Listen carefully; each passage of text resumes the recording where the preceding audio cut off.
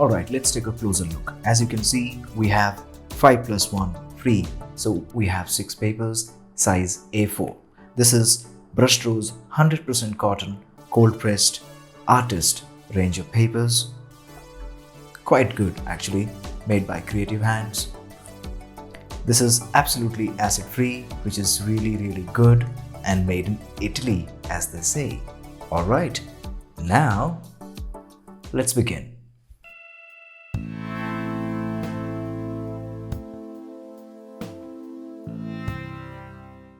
A knowledge about watercolor papers is a must. Now, to understand watercolor papers, we need to understand a lot of different things. Recently, I actually did a watercolor tube review by Brustro. So today we are going to do the watercolor papers, which are 100% cotton, artist grade, really good looking paper. Now let's see if they actually are good enough. We need to understand if the papers are really good to perform for beginners, semi-advanced watercolorists, or professionals. Alright, so before we begin, let's take a closer look. So this is the paper. As you can see, it's A4.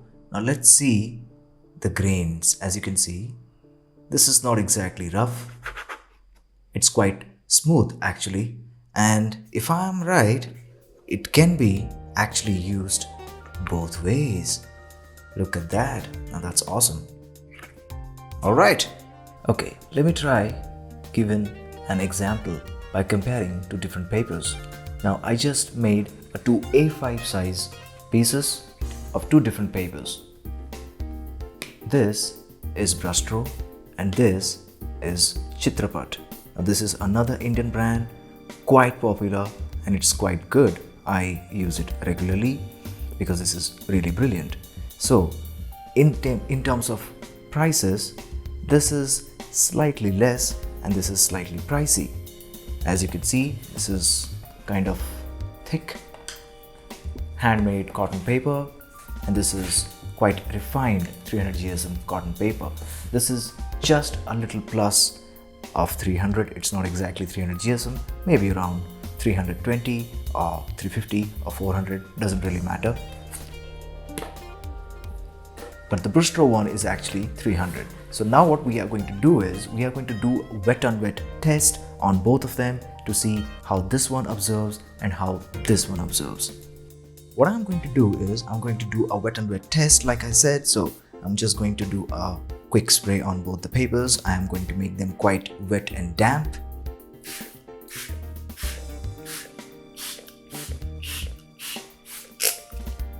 Now this is not exactly a traditional process of wetting the paper. There are many other techniques, but you know what? It's okay. It doesn't really matter. So now let's just quickly spread the water, and we'll leave the paper for some time, maybe around like 10-20 seconds or maybe a minute, depending upon how much water you spray. I'm just trying to give you an idea. That's quite good, I guess. Now we are going to apply the paint and see how they react. The paint is not going to be quite diluted or quite thick. It'll be somewhere in the middle. You'll get an idea. I would like you to pay attention from now on.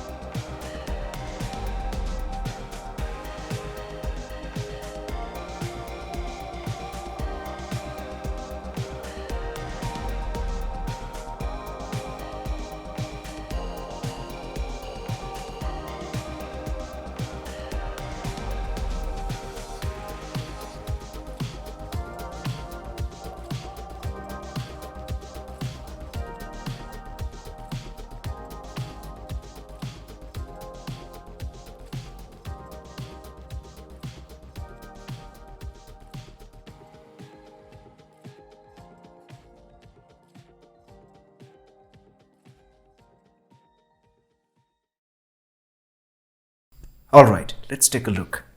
Now this is Chitrapat. As you can see, the colors are quite nice and soft. The paper is still wet actually. Now as you can see, the colors are quite nicely flowing and they are quite brilliant in terms of the spread. Obviously this is a good paper. Now in terms of Chitrapat, obviously this is expected. Now let's take a look at Brustro. Alright, brilliant. I actually never thought that the colors will be that flowy and blended.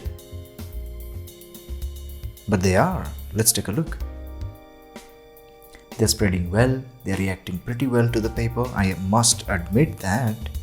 Now, I tried to do a little bit of blending over here, as you can see, and they have blended. So wet and wet is quite good. Actually, both the papers are really good, but trust me, if I have to spend some more money and get a better paper, I think I should definitely go with this. This can actually handle pretty good amount of wet and wet. Now, as we are talking about wet and wet, let's see the other painting which I was trying to do when I said I am going to test the paper in terms of hardcore brushing. Let's see. Alright, let's take a look at this one, the second one. Now, in this one, what I wanted to do was I wanted to test how much beating can actually this paper take. Now, if you notice, this is almost dry and I started with wet and wet process. I try to apply light coats first, then heavy amount of pigment over here, as you can see, and over here. So I wanted to test if the paper can handle 4 to 5 layers, which is obviously we do not do, but still, why not? If I'm testing it. So now, as you can see, the granulation is quite good. It's acceptable. It's definitely usable. If you are a creative person, you can definitely go ahead and use this granulation for your benefits. Now, in terms of a fine painting, can you actually apply a lot of brush strokes? Okay, let's move on. So can you really apply a lot of brushwork on a wet and wet surface or direct painting or many layers? Can you actually do many layers? That's what I meant. Yeah, you can. Alright, as you can see, this is the final painting that I did. It was a quick demo because I was not really concerned about the details that I'm going to put on the top, but I think the painting came out pretty good. As you can see, we have a pretty good sunset, yellowish background, purplish architectural building, and couple of boats in the middle ground and also on the foreground. So the foreground boats are slightly darker than the background ones. And overall, it's a good looking painting. Not that just because it's mine. Anyway, moving on, the thing is, I wanted to see if the paper can actually handle paint in terms of layering. So I started out with the yellow background and I came down with a little bit of red and furthermore even more deep red, and then finally at the bottom I used a lot of purple and crimson. And also the boats are quite brownish, purplish you can say. Overall, if I say the picture looks good because the paper could actually manage it. Brustro is making a fine job there, no doubt about that. And the final thing I would say, the granulation, the texture is quite fine and the paper does not look quite rough anyway because this is not a rough paper. So even and quite spread out colors, which is really good. Alright, I hope the video helped, and as you saw, we did a couple of heavy tests on the papers. We tried heavy brush strokes, heavy amount of paint, heavy amount of water. They handled quite well, I can say. Now, question is, are these papers good enough for professionals? My answer would be yes. Can they really produce beautiful works to put it in exhibition or anywhere? Yes, they can, because they know how to paint. They know how to handle the paper according to the paint and the brushes. And also, the main thing, the topic. Depending upon the subject, they know how to manipulate the paper. Now, is it really good enough for beginners? These are absolutely brilliant for beginners.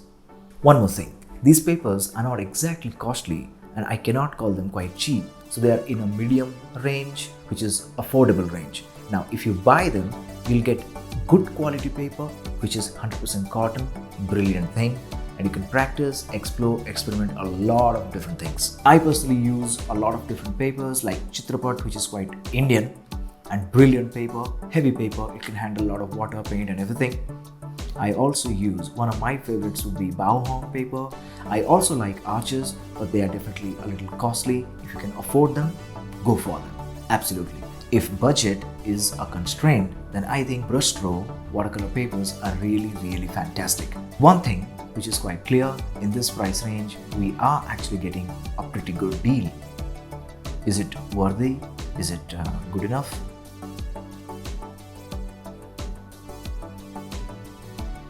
Yes, it is. Alright, I hope this video helped, and if you have any questions, let me know in the comment section. I'll definitely get back to you. And I am going to see you in one of my next reviews or next videos or quick demos or something. Till then, take care, be safe. Bye bye.